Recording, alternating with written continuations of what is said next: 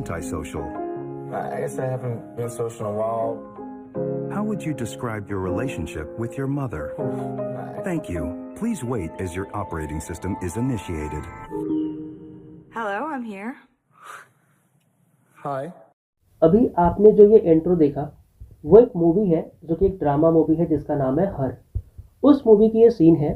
इस मूवी को काफ़ी अच्छे तरीके से बनाया गया है और इसके अंदर दिखाया गया है कि कैसे एक पर्सन जो कि सोशल आइसोलेशन का शिकार हो गया है एंड वो अपनी डेली लाइफ में अब एक एआई चैटबॉट से बात करता है एंड उसी के साथ वो खुश रहता है।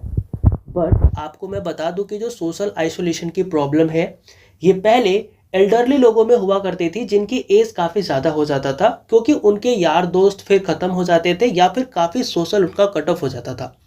लेकिन आज के दिनों में अगर आप भारत में देखोगे ना तो भारत के अंदर ये हमारी एक प्रॉब्लम काफ़ी कॉमन हो चुकी है जहाँ पर जो इंडिया का यूथ है वो भी सोशली आइसोलाइज्ड हो चुका है।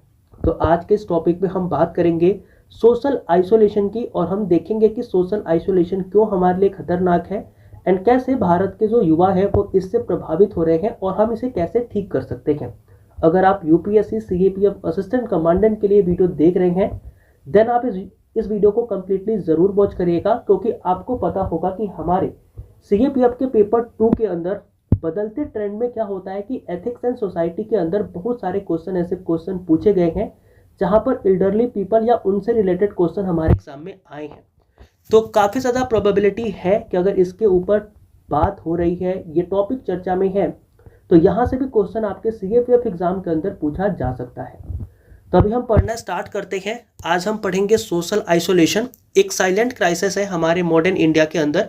इस चीज़ को देखो सोशल आइसोलेशन होता क्या है। सबसे पहले तो ये जानो कि what is the social isolation. Social isolation का मतलब होता है जहाँ पर आप इंटरेक्ट करना बंद कर देते हो लोगों से, आप लोगों के पास नहीं जाते, लोगों से बात नहीं करते, अकेले रहना प्रेफर करते हो। आप किसी गैदरिंग में किसी ग्रुप में जाते भी हो तो आप वहाँ पर ज़्यादा एक्टिव पार्टिसिपेशन नहीं करते, ठीक है ना। तो इस चीज़ को हम कहते हैं सोशल आइसोलेशन। अब ये जो सोशल आइसोलेशन है ये कितने तरीके का होता है तो आपको पता होगा कि जो सोशल आइसोलेशन है देखो ऐसे अगर तुम जाओगे यूट्यूब पे किसी की वीडियो सर्च करोगे जो कोई फॉरेन क्रिएटर्स ने काफ़ी बना रखी हैं तो तुम्हें पता क्या लगेगा कि सोशल आइसोलेशन बहुत ही तरीके के होते हैं, 4 से 5 तरीके होते हैं। बट अगर हम मेजरली देखें तो हमारा जो सोशल आइसोलेशन होता है वो 2 तरीके का होता है। एक होता है ऑब्जेक्टिव आइसोलेशन और एक होता है सब्जेक्टिव आइसोलेशन। अभी देखो ऑब्जेक्टिव आइसोलेशन और सब्जेक्टिव आइसोलेशन क्या होता है। देखो ऑब्जेक्टिव आइसोलेशन सिंपल सा एग्जांपल है एक ऐसा आइसोलेशन जिसको आप गिन सकते हो यानी कि आप मेजर कर सकते हो। जैसे कि अगर मैं एक एग्जांपल लूँ ऑब्जेक्टिव आइसोलेशन का तो आप समझना है कि ऑब्जेक्टिव आइसोलेशन क्या होता है। जैसे मान लो एक पर्सन है, ठीक है, ये एक हमारा एक पर्सन है जिसकी मम्मी और पापा इसको क्या कर गए हैं घर के अंदर अकेले छोड़ करके वो चले गए हैं मार्केट के अंदर, ठीक है ना। मार्केट के अंदर इसके मम्मी और पापा इस बच्चे को घर के अंदर छोड़ के मार्केट चले गए हैं। तो अगर आप उस टाइम पर इस बच्चे को देखोगे तो इस बच्चे के आसपास कोई है क्या, बोलोगे नहीं है सर, क्योंकि यहाँ पर बच्चे के आसपास कोई नहीं है। फिजिकल अपीयरेंस में बच्चा बिल्कुल अकेला है। तो इस चीज़ को हम बोलते हैं ऑब्जेक्टिव आइसोलेशन, ठीक है ना। तो ऑब्जेक्टिव आइसोलेशन में क्या होता है कि यहाँ पर आपके आसपास कोई फिजिकली प्रेजेंट नहीं होता बट हाँ वो आपके मेंटली मोरली इमोशनली हो सकता है वो आपसे कनेक्टेड हो, लेकिन फिजिकली अगर आपके पास कोई कनेक्टेड नहीं है इट्स मीन कि वो ऑब्जेक्टिव आइसोलेशन कहलाता है, ठीक है। अब हम आते हैं सब्जेक्टिव आइसोलेशन में। सब्जेक्टिव आइसोलेशन क्या होता है, यहाँ पर आपके आसपास बहुत सारे लोग होते हैं, पूरी की पूरी भीड़ जमा होती है, जमात जमा होती है, लेकिन फिर भी आप अपनी बातों को दूसरे से कह नहीं पाते, आप अपनी फीलिंग को दूसरे के सामने रख नहीं पाते, आप अपनी बातों को शेयर नहीं कर पाते। तो that kind of isolation is known as subjective isolation. अब सब्जेक्टिव आइसोलेशन का एग्जांपल ले लो। मान लो यही बच्चा है, ठीक है, जो बच्चा अभी अपने मम्मी पापा के साथ क्या था, अकेला बंद था, मतलब मम्मी पापा मार्केट में चले गए थे और लड़के को घर में अकेला छोड़ दिया था। तो उस टाइम पर ये बच्चा क्या था, ऑब्जेक्टिव आइसोलेशन का परफेक्ट एग्जांपल था। लेकिन अगर हम आते हैं सब्जेक्टिव आइसोलेशन में तो आपको क्या पता लगेगा कि अगर कोई बच्चा है, मान लो आज इसकी बर्थडे पार्टी है, ठीक है ना, आज इस बच्चे की क्या है, बर्थडे पार्टी है और इस बर्थडे पार्टी के अंदर इसके सारे रिलेटिव, सारे अंकल, सारे फ्रेंड्स एंड हर एक पर्सन जो है इस बर्थडे पार्टी के अंदर आया हुआ है। लेकिन उसी टाइम पर बच्चे को किसी से कुछ बात करनी है। हो सकता है कि बच्चे का कोई खिलौना टूट गया हो सकता है बच्चे की कोई बुक कहीं खो गई हो, तो उस बच्चे को उस टॉपिक से रिलेटेड किसी से बात करनी है। लेकिन सारे ही लोग अपने ही काम में क्या है, बिजी है, व्यस्त है, इस बच्चे से कोई बात करने नहीं आ रहा है। बच्चा अपनी फीलिंग, अपने इमोशन दूसरों को शेयर नहीं कर पा रहा। और उस टाइम पर अगर आप देखोगे तो अक्सर भीड़ के अंदर भी ये बच्चा क्या है, अकेला है। एंड इस टाइप के आइसोलेशन को हम बोलते हैं सब्जेक्टिव आइसोलेशन। तो हमारे जो सोशल आइसोलेशन है इन्हें हम दो तरीके से समझ सकते हैं। पहला ऑब्जेक्टिव आइसोलेशन, जहां पर आप फिजिकली अकेले होते हो, यानी कि आसपास आपके कोई नहीं होता, अगर आप तब अकेले हो तो that is known as objective isolation. हो सकता है कि मोरली इमोशनली आपके पास कोई हो लेकिन फिजिकल वे में आपके पास कोई नहीं है। लेकिन सब्जेक्टिव आइसोलेशन में क्या होता है कि आपके पास पूरी की पूरी भीड़ जमा है, आपके यार दोस्त भी हैं, रिश्तेदार भी हैं, हर एक पर्सन है, लेकिन फिर भी आप अपने इमोशंस को, अपने बातों को दूसरे के सामने नहीं रख पा रहे हो, आप आइसोलेट हो। That condition is known as subjective isolation. अब ये जो हमारा सब्जेक्टिव आइसोलेशन है, इसके अंदर ये जो आइसोलेशन वर्ड है और कई बार जो सॉलिट्यूड वर्ड है, इसके बीच में आप कहीं ना कहीं हो सकता है कि कंफ्यूज हो जाते होंगे कि ये है क्या। देखो, सोशल आइसोलेशन और जो हमारा सॉलिट्यूड है इसका मतलब आप समझो। सोशल आइसोलेशन में क्या होता है कि इसके अंदर आपको अकेले होने का एहसास होता है, और वह एहसास कैसा होता है, बिल्कुल दुख भरा होता है। आप चाहते हो कि आपसे कोई बात करे लेकिन वहां पर कोई बात करने के लिए नहीं होता। आप चाहते हो कि आपके साथ कोई खेले लेकिन आपके साथ कोई खेलने के लिए नहीं होता। तो that kind of condition is known as social isolation. लेकिन सॉलिट्यूड क्या होता है, सॉलिट्यूड में भी आप अकेले होते हो, जैसे साधु महात्मा, लेकिन ये आपने खुद ने चूज करा होता है। आपको क्या होता है कि आपको दुनिया की नीड नहीं होती, आपको दुनियादारी से थोड़ा अलग रहना पसंद होता है, तो उस चीज को आप कहते हो सॉलिट्यूड। तो सोशल आइसोलेशन और सॉलिट्यूड में ये अंतर होता है। अगर किसी को नहीं समझ में आया देन अगेन एक एग्जांपल देता हूं जिससे आप समझ जाओगे। मान लो यहाँ पर एक बहुत बड़ा पार्क है, ठीक है। अब इस पार्क में क्या है कि बहुत सारे बच्चे जो है ना, मान लो ये बहुत सारे बच्चे हैं और ये बच्चे क्या हो रहे हैं, खेल रहे हैं। एक बच्चा आता है और वो बच्चा क्या होता है, इनके साथ खेलना चाहता है, लेकिन ये जो बच्चे हैं इनकी ग्रुपिंग है और वो इस बच्चे को क्या नहीं कर रहे, यहाँ पर खेलने नहीं दे रहे। तो इस टाइम पर ये बच्चा क्या है, सोशल आइसोलेशन का शिकार है, क्योंकि इसको दुख होगा, इसको एहसास होगा अकेलेपन का। लेकिन वहीं एक कमरे के अंदर, मान लो एक कमरे के अंदर एक बच्चा है जो कि पढ़ाई कर रहा है, उसको क्या करना है, इन बच्चों के साथ नहीं खेलना है, ठीक है ना। उसका मोटिव है कि उसे पढ़ाई करना है, उसका मोटिव है, उसका ही डिसीजन है कि वो क्या करेगा, अकेले रहेगा। तो उसने बाहर की शोर को कम करने के लिए अपने कान में ईयरबड्स लगाए एंड अब अपने स्टडी टेबल पे बैठ के वो क्या कर रहा है, अच्छे से पढ़ाई कर रहा है। तो अकेला ये भी है, लेकिन ये क्या हो गई, ये हमारा सॉलिट्यूड हो गया, मतलब इसने अकेला रहना चुना है। लेकिन इस बच्चे ने अकेला रहना नहीं चुना, बल्कि ये अकेला हो गया है। तो that is social isolation and solitude. तो आई होप कि ये भी दोनों वर्ड आपको समझ में आ गए होंगे। अब आगे बढ़ते हैं causes of the social isolation. अब देखो, सोशल आइसोलेशन के कारण क्या हो सकते हैं। सबसे पहला, अर्बन माइग्रेशन, मतलब हो सकता है कि जो लोग हैं वो अपने यार दोस्त मित्र जो भी है उनको छोड़ करके कहीं पर शहरों के अंदर माइग्रेट कर गए। अब जैसे मान लो एक पर्सन है जिसके गांव में हजारों दोस्त हैं, लेकिन जैसे वो शहर में जाता है, शहर में उसके दोस्त क्या हो जाते हैं, खत्म हो जाती है। उसकी जो ट्रेडिशनल फैमिली नेटवर्क है जो कि गाँव में कहीं ना कहीं रहती है, वो पूरा का पूरा खत्म हो जाता है। एंड जब वो पर्सन शहर में जाता है तो वो खुद को अकेला पाता है। And that kind of isolation is known as urban isolation या फिर माइग्रेशन आइसोलेशन। और ये हमारा एक रीजन बनता है जिसकी वजह से जो सोशल आइसोलेशन है वो देखने को मिलता है। दूसरा आता है टेक्नोलॉजिकल डिस्कनेक्ट। देखो, टेक्नोलॉजिकल डिस्कनेक्ट में क्या होता है कि जो लोग हैं वो कई बार टेक्नोलॉजी के ऊपर काफ़ी ज़्यादा रिलाई करते हैं। वो अपनी जो रिलेशनशिप है, जो फेस टू फेस इंटरेक्शन है, इसको उतना ज़्यादा नहीं बढ़ाते, बल्कि ये ज़्यादातर चीज़ें सोशल मीडिया पे ही रखते हैं, जिसके वजह से धीरे धीरे क्या होता है, इनका इंटरेक्शन कम हो जाता है और इंटरेक्शन कम होने की वजह से वो धीरे धीरे आइसोलेट हो जाते हैं। तो excessive use of social media भी आप लिख सकते हो एक कारण है जिसके वजह से सोशल आइसोलेशन होता है। फिर हमारे पास आती है वर्क एंड लाइफस्टाइल प्रेशर।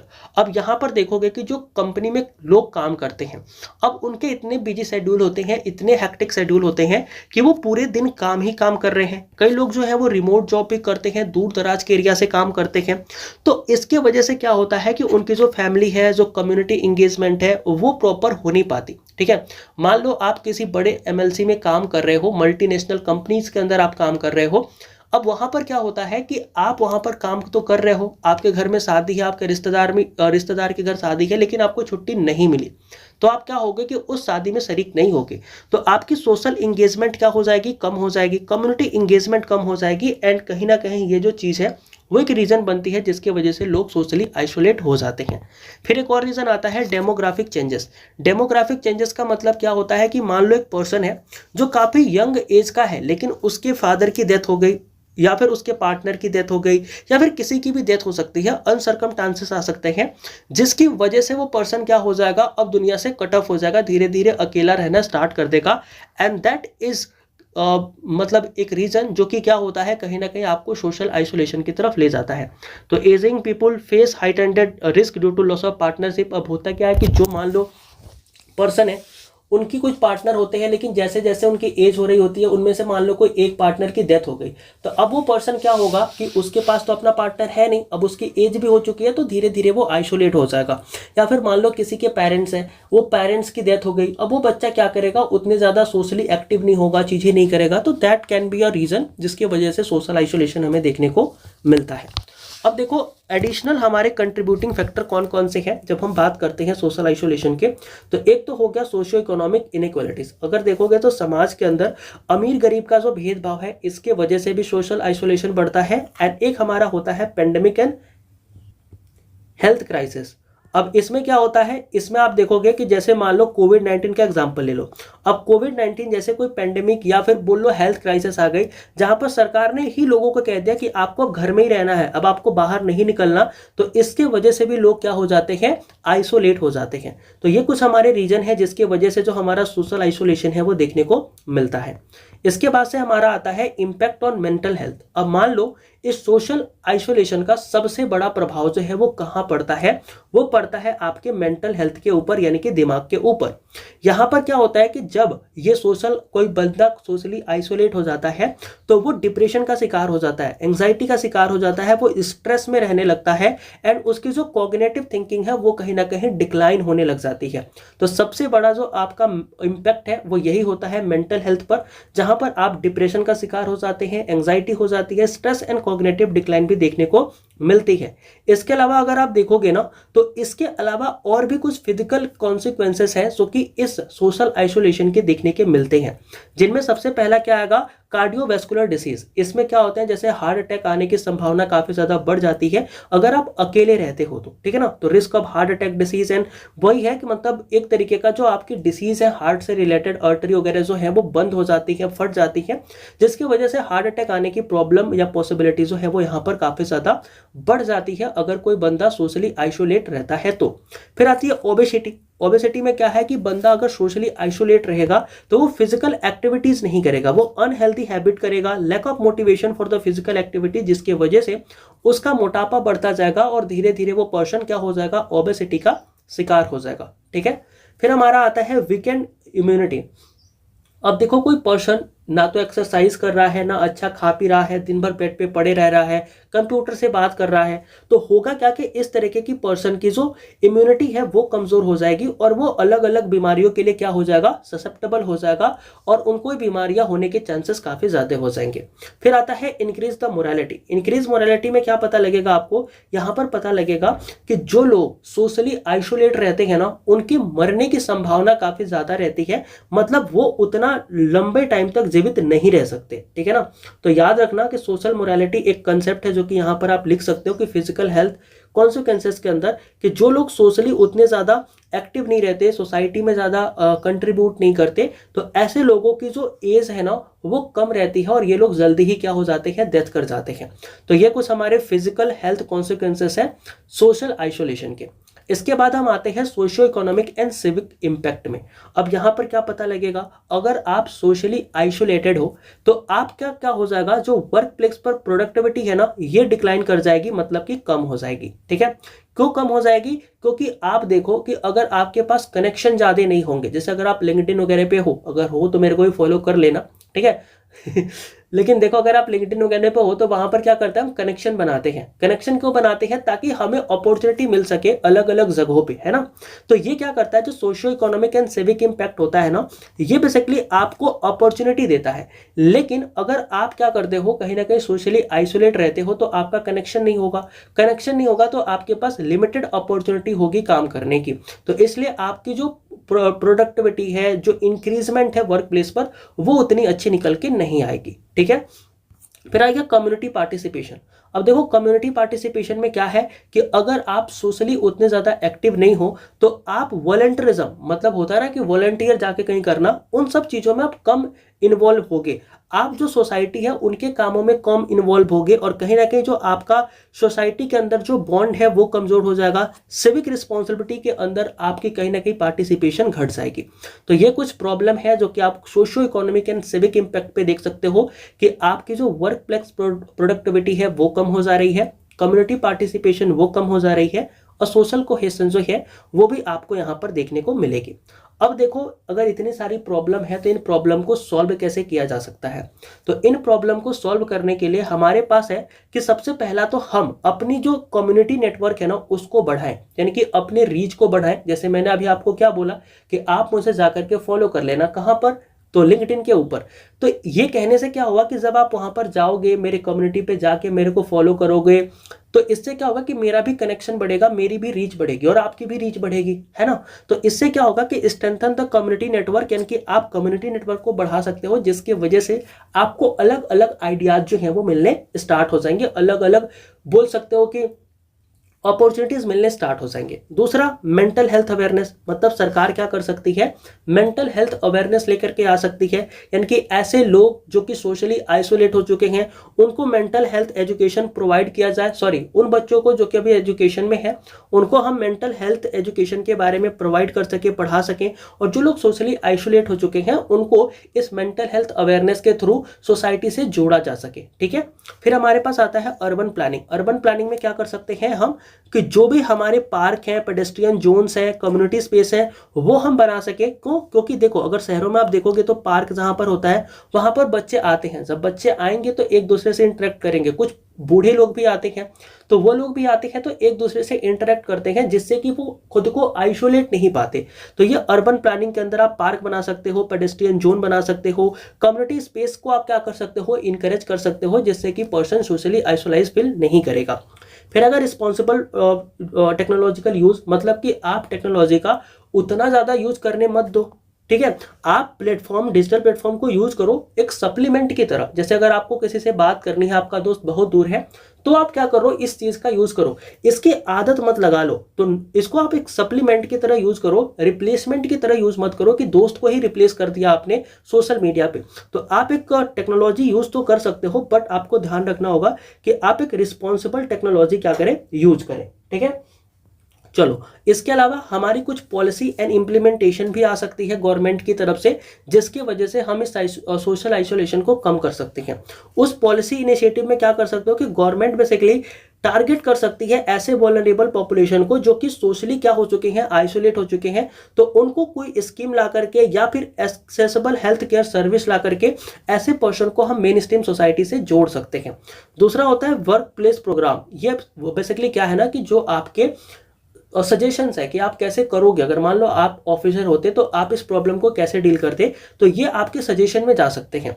यहां पर आप लिख सकते हो कि work place program. Work place program पे क्या कर सकते हो, आप प्रमोट कर सकते हो फ्लेक्सिबल शेड्यूल को। ऐसा नहीं कि मान लो कोई पर्सन है उस पर आप काम कराए ही जा रहे हो, अरे नहीं भाई, उसके घर में शादी है, उसके बच्चे का बर्थडे है, उसको छुट्टी दे दो, थोड़ा फ्लेक्सिबल दे दो कि हाँ भाई तू, तेरी रात की शिफ्ट है, कोई बात नहीं, रात को अपने बच्चे के साथ तो पार्टी कर लियो, सुबह आके तू काम कर लियो। तो इस तरीके से क्या कर सकते हो, आप फ्लेक्सिबल शेड्यूल कर सकते हो, टीम बिल्डिंग एक्टिविटीज ला सकते हो, जिससे कि क्या होगा कि वर्क प्लेस पर उनका एक दूसरे के साथ कोऑपरेशन बढ़ेगा, टीम बिल्डिंग होगी, मेंटल हेल्थ उनका सही रहेगा, जिससे कि क्या हो सकता है जो हमारे एम्प्लॉय हैं वो अच्छे रहेंगे और प्रोडक्टिविटी के साथ आपके जगह पे काम भी करेंगे।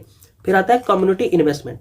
देखो कम्युनिटी इन्वेस्टमेंट में क्या होगा कि आप बेसिकली क्या कर सकते हो, सब्सिडाइज कर सकते हो कम्युनिटी प्रोग्रेस के लिए, ठीक है। जो लोग गरीब हैं, खुद को आइसोलेट समझते हैं, लोगों के पास उठते बैठने नहीं है, तो आप उनको सब्सिडीज कर सकते हो। उनकी इंगेजमेंट को, अगर वो कहीं जा रहे हैं तो उनको थोड़ा सा इनकरेज कर सकते हो कि हाँ भाई आप भी हमारे बीच में आए हैं, आप भी आइए सामने बैठिए। तो इस तरीके से उनके अंदर का भय, उनके अंदर का जो डर है वो खत्म होगा। एंड इसके वजह से आप देखोगे तो जब आप उन्हें सोशल सिक्योरिटी वगैरह दोगे तो वो धीरे धीरे सोसाइटी में घुलना मिलना स्टार्ट कर देंगे और आइसोलेट होना उनका कहीं ना कहीं खत्म हो जाएगा।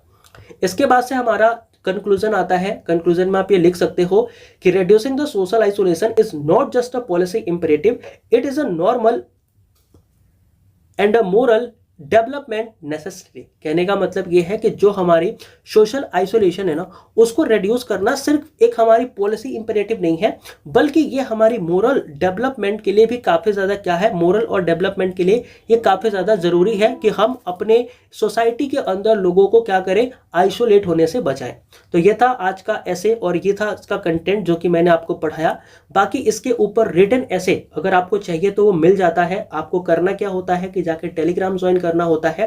टेलीग्राम ज्वाइन करने का प्रोसेस काफी सिंपल है। आपको जाना है टेलीग्राम के ऊपर और सर्च करना है @CAPF, ठीक है, और उसके बाद लिखना है _AC और फिर आप लिख देना 2026। वहां पर एक टेलीग्राम ग्रुप मिल जाएगा जिसे आप ज्वाइन करोगे तो वहां पर डेली जो भी क्लास यहाँ पर यूट्यूब पे होती है, ये नोट्स तो मैं भेज ही देता हूँ, बट इस टॉपिक के ऊपर एक मॉडल आंसर क्या हो सकता है वो भी मैं वहां पर सेंड कर देता हूँ, जिसको पढ़ के समझ के आप एक अच्छा और बेहतरीन ऐसे भी लिख सकते हैं। बाकी एक चीज बताना यार, जो लोग हिंदी मीडियम वाले देख रहे हो, आपको समझ में तो आता है ना। अगर नहीं समझ में आएगा, कोई टर्म ऐसा होगा कि जो मैं नहीं एक्सप्लेन कर रहा हूँ या फिर कुछ ऐसे में आपको ऐसा है जो नहीं समझ में आ रहा होगा, देन प्लीज टेल मी यार, उस चीज को भी मैं अगले वीडियो में इनकलकेट करूंगा और आपको अच्छी से अच्छी चीजें देने का कोशिश करूंगा। तो मिलते हैं नेक्स्ट वीडियो में, तब तक के लिए सभी को जय हिंद।